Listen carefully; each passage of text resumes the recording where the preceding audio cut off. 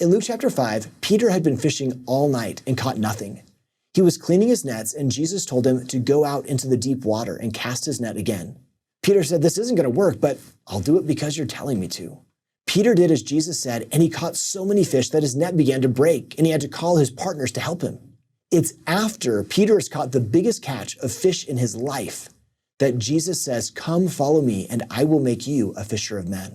A principle I want to highlight from this first interaction between Jesus and Peter is that Christ asks us to leave when the nets are full. Imagine if Peter had just had the worst night of fishing in his life. He didn't catch anything. And Jesus said, "Do you want to come follow me?"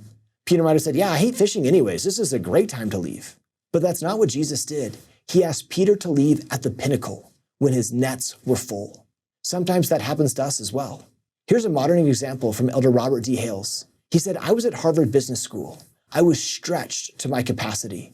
At an important point in my schooling, a mission president asked me to be an Elders Quorum president.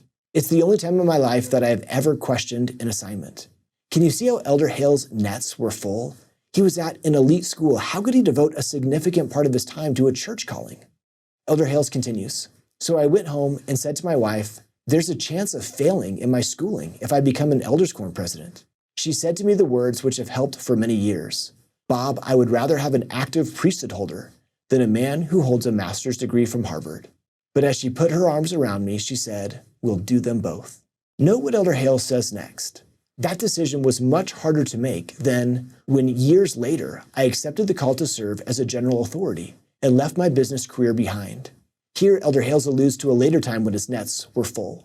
He was the president of a large company, and President Kimball asked him to leave it all behind to become a general authority.